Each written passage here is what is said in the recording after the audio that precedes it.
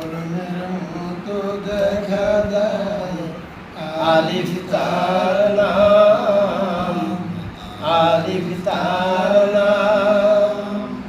যদি কলম না থাকে খাড়া দাগের নিচের দিকে বামে নয় ডানে টান, আলিফ তার নাম, আলিফ তার নাম। আবার কই কলমের মতো দেখা যায় আলিফ তার নাম, আলিফ তার নাম।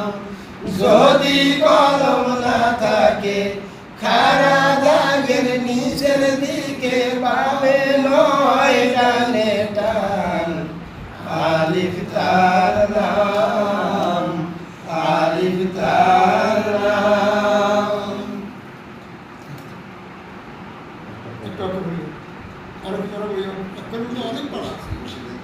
সুকুন থাকলে আলিফ তখন হামজা হয়, হারকাত তানবিন সুকুন থাকলে আলিফ কেন হামজা হয়? হারকাত তানবিন সুকুন থাকলে আলিফ তখন হামজার মাখরাজ থেকে হামজার সিফাত সহ আদায় হয়, এই জন্য আলিফকে হামজা বলা হয়। কিভাবে আদায় করলে হামজা অক্ষর শুদ্ধ হয়?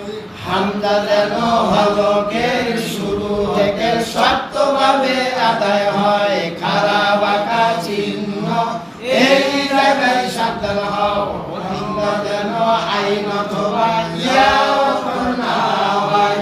আ আ ই উ, আ ই উ।